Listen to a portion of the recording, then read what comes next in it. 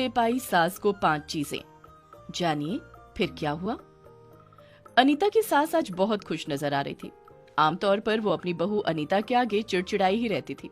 जब देखो झल्लाकर अनीता की हर काम में कमी निकालती रहती थी। अनीता मन से दुखी तो थी ही, लेकिन फिर भी खुद को समझा लेती थी कि कोई बात नहीं, माँ जी हैं, बड़ी हैं। लेकिन आज अनीता को भी आश्चर्य हो रहा था कि उसकी सास नंदा इतनी खुश कैसे है। और तो और नंदा ने बाहर मोहल्ले से आते ही अनीता के सिरदर्द के बारे में भी पूछा और ये भी कहा, सर दर्द ज्यादा हो रहा हो तो मैं बाम लगा दूं। अनीता के लिए ये बात किसी 7वें आश्चर्य से कम नहीं थी। अनीता तो ये भूल ही गई थी कि उसके सर में दर्द भी हो रहा है। शादी के 3 साल बाद अब उसे सिर दर्द, पैर दर्द जैसे दर्दों को झेलने की आदत हो गई थी। जो कड़वी बातें माँ जी उसे कह देती थी, अनीता को उन बातों के दर्द के आगे बाकी सारे दर्द फीके लगते थे। माँ जी पास बैठकर अब शाम की सब्जी के लिए लौकी छीलने लगी थी। इतने सालों में अनीता को एक बात का एहसास हो गया था कि जब भी माँ जी को अनीता से कोई काम निकलवाना होता था या फिर कोई बात मनवानी होती थी, तो वो हंसते मुस्कुराते हुए लौकी छिलने बैठ जाती थी और बातों बातों में मुद्दे की बात सरका देती थी। अनीता समझ चुकी थी कि माँ जी अब मुद्दे की बात करने जा रही हैं। सच तो ये है कि अनीता भी वो बात जानना चाहती थी जिससे मजबूर होकर माँ जी अनीता के सर दर्द में बाम लगाने को भी मजबूर हो गई। लौकी छिलते छिलते माँ जी ने बोलना शुरू किया, सब्जी खरीदने जा रही थी तो सक्सेना की पत्नी ने बुला लिया। अच्छा, क्या कह रही थी? पूछो मत भैया, क्या ठाट पाठ है।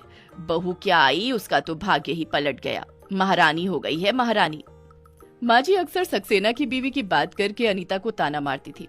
कहने को वो सक्सेना की बात कर रही होती थी, लेकिन निशाना अनीता पर ही रहता था। खुद पसंद करके लाई थी भैया, बने भी क्यों ना महारानी। अरे ये महारानी तो क्या है, जो हम महारानी विक्टोरिया होते। पंकज का रिश्ता आया था, कानपुर वाला। गहनों से लादने को कह रहे थे, सारा सामान, बड़ी गाड़ी, गहने, झुमके सब। और लड़की भी गोरी थी, एकदम सफेद भक। हमने तो हाँ भी कर दी थी, पर हाय री किस्मत, हमें क्या पता था कि पंकज यहाँ किसी गैर बिरादरी की लड़की से नैन मटक्का कर रहा है। अब लड़के तो होते ही ऐसे मिजाज के हैं, लड़कियों को देखो हाथ से निकली जा रही हैं। ये सब तीखी बातें अनीता के दिल पर फिर से वार कर गई। उसकी आंखों से आंसू टपक आया। माँ जी देख न ले इसलिए उसने चुपके से साड़ी के पल्लू से आंसू पोंछ लिया। माँ जी ने अपनी बात जारी रखी, सक्सेना की पत्नी को उसकी बहू ने सोने की 5 चीजें दी हैं। अच्छा, कोई रस्म थी क्या? ले, तुझे पता ही नहीं, हाय रे मेरा भाग्य। अनीता कुछ समझ नहीं पाई। माँ जी मैं कुछ समझी नहीं, 5 चीजों के बारे में मुझे सच में कुछ पता नहीं। सक्सेना जी की बहू मुझसे कम ही बात करती है और आंटी जी ने भी मुझे कुछ नहीं बताया। अरे आंटी ने नहीं बताया तो ये मुआ फोन तो है तेरे पास, इससे सब पता कर लेती कि आज बारिश होगी, कल ओले पड़ेंगे, अमेरिका में ये हो गया, इंग्लैंड में वो हो गया, कल ग्रहण लगेगा। दुनिया भर का पता है तुझे, अपनी सास की मतलब की चीज नहीं पता।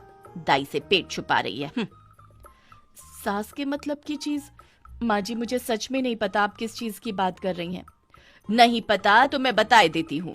नई रीत चली है एक, सब बहुएं अपनी सास को 5 जोड़ी सोने की चीज दे रही हैं।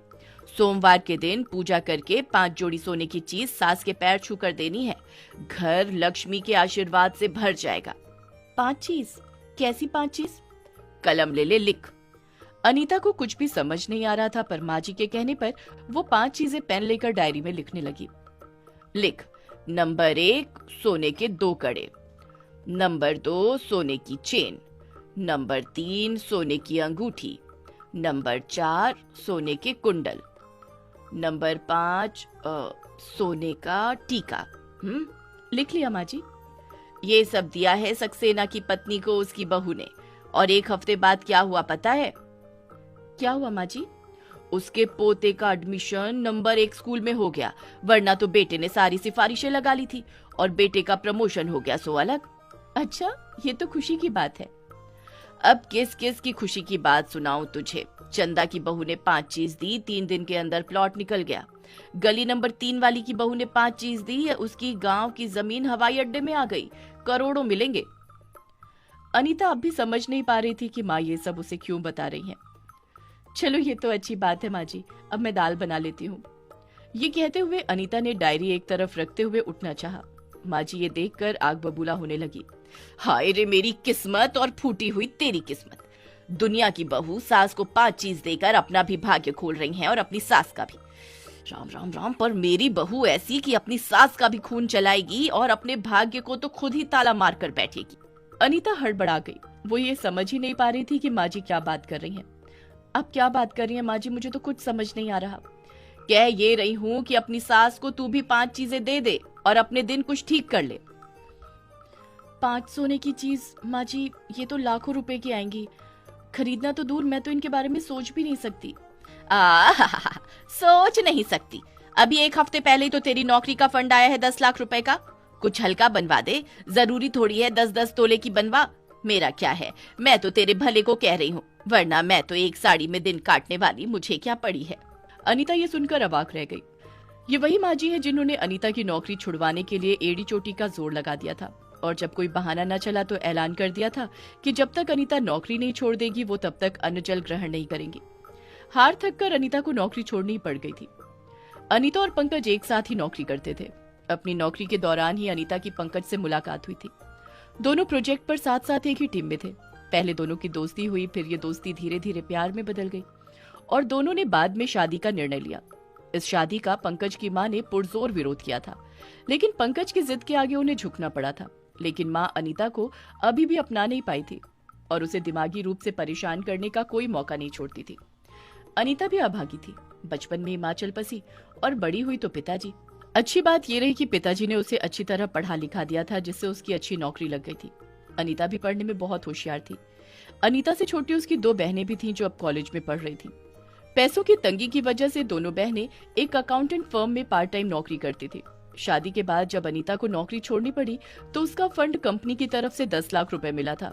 उसने अपनी दोनों बहनों की शादी के लिए इसको बैंक में जमा करा के रख लिया था। लेकिन अनीता को बड़ी हैरत हुई कि माँ जी की नजर उस फंड पर है।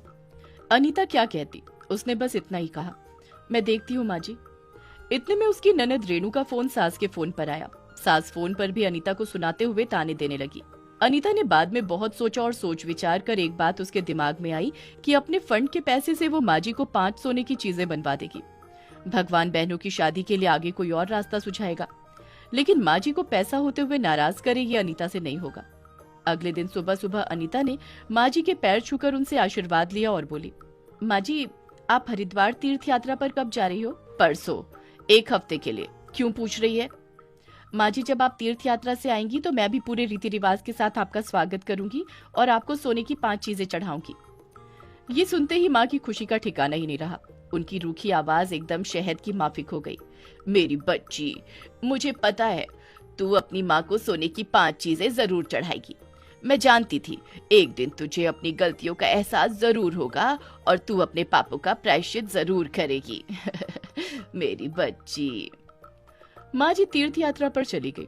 हरिद्वार में डुबकी लगाते हुए भी माँ जी के दिमाग में सोने की 5 चीज चल रही थी। वो उन 5 चीजों के बारे में सोच रही थी जो उन्हें घर जाते ही अपनी बहू से मिलने वाली थी। तीर्थ यात्रा की बस में भी जब सब सोने की 5 चीजों का जिक्र कर रहे थे तो माँ जी ने भी डंके की चोट पर कह दिया कि उनकी बहू घर जाते ही उन्हें सोने की 5 चीजें देगी। जैसे तैसे 1 हफ्ता काटकर जब माँ जी घर पहुंची तो बहू ने पैर छूकर माँ जी का स्वागत किया। माँ जी की सोने की 5 चीजें देखने के लिए सक्सेना की पत्नी, गली नंबर 5 वाली मेहता, अग्रवाल और भी 5-6 औरतों की टोली माँ जी के साथ ही आ गई। माँ जी और पूरी टोली बस इस इंतजार में थी कि बहू अब सोने की 5 चीज देगी, तब देगी। लेकिन 1 घंटा होने को आया, बहू ने सोने की 5 चीज नहीं निकाली। सक्सेना की पत्नी से अब रहा नहीं गया। अरे कहाँ है बहू सोने की 5 चीज? तेरी माँ तो गाजे बाजे के साथ हमें लेकर आ गई, यहाँ 5 तो छोड़ो, अभी तक एक भी चीज का दर्शन नहीं हुआ। बहू थोड़ी सकुचाती हुई बोली, अब माँ जी मैं आपसे कुछ अलग में कहना चाहती हूँ। ये सुनते ही माँ जी को गुस्सा आने लगा।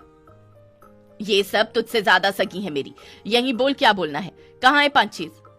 माँ जी बात यह है कि फंड का पैसा मैंने दोनों बहनों की आगे की फीस पर खर्च कर दिया। मेरे पास 5 चीज खरीदने के लिए पैसे नहीं है। अब ये सुनते ही माँ जी की सारी टोली हंसने लगी और माँ जी का चेहरा गुस्से से तमतमा गया। ले लो भैया, पूरा मजमा लगा दिया और खोदा पहाड़ निकली चुहिया। हमारा वक्त और बर्बाद किया। चलो चलो सब घर चलो। माँ जी तो गुस्से से तमतमा गई। रुको तुम सब, अब इस घर से ये जाएगी। चल निकल इस घर से, उन्हीं बहनों के पास रह जिनका तू खर्चा उठा रही है। इतना कहकर माँ जी ने अनीता का हाथ पकड़ लिया और उसे बाहर की तरफ धक्का देने लगी। सारी टोली आपस में फुसफुसाने लगी। सही कह रही है नंदा, बहू ने सबके सामने नाक कटवा दी और एक सोने की चीज बनवा दी थी, कम से कम कहकर भी 5 चीज नहीं दी। ऐसी बहू से तो बेटा कुंवारा रह जाए। माँ जी अनीता को बाहर धक्का दे रही थी और अनीता लगातार माफी मांग रही थी। तभी सामने से अनीता की ननद रेणु आती दिखी। रेणु ने जब देखा कि माँ जी अनीता का हाथ पकड़कर बाहर धक्का दे रही है, तो रेणु लगभग भागती हुई वहां पहुंची और जाकर अनीता का हाथ थाम लिया। माँ जी, ये क्या कर रही हो? ये पाप ना करो माँ जी। रेणु, तू यहाँ कैसे? अरे तू नहीं जानती इस कुलच्छनी ने क्या किया है। मेरा मजाक उड़ाया है सबके सामने, मुझे नीचा दिखाया है, तुझे नहीं पता? पता तो आपको कुछ नहीं माँ जी। ये सुनते ही माँ जी की सहेलियों की टोली रेणु को देखने लगी। माँ जी भी ठिठक गई। आप लोगों को कुछ नहीं पता और आप सब अनजाने में एक देवी के साथ गलत करके पाप के भागी बन रहे हैं। देवी? हाँ देवी, देवी ही तो है मेरी भाभी, जो इतने सालों से हमारा जहर पी रही है। सब सह रही है एकदम खामोश, बिना किसी से कुछ कहे। रेणु, तुझे नहीं पता इसने सोने की 5 चीज? मुझे सब पता है माँ जी, और ये भी कि आजकल सोने की 5 चीज बहू अपनी सास को देने का रिवाज चला रही है। इसी रिवाज का पता जब मेरी सास को चला तो उन्होंने भी मुझे सोने की 5 चीजें देने को कहा। मैंने कहा मुझ पर तो पैसे नहीं है, तो उन्होंने कहा अपनी माँ और भाई से लेकर आ, और मुझे घर से निकाल दिया। रोती बिलखती जब यहाँ पहुंची तो पता चला आप तीर्थ पर गई हुई हैं। भाभी ने आपसे और भैया से कुछ भी बताने से मना किया कि आप लोग परेशान हो जाएंगे, और ना जाने कहां से लाकर सोने की 5 चीज मेरे हाथ पर थमा दी। मैंने पूछा आपके पास ये कैसे आई, तो हंसकर कह दिया शायद तुम्हारे लिए ईश्वर ने मुझे दी है। ये सब सुनकर सब लोग अवाक रह गए और माँ जी की आंखों में आंसू आ गए।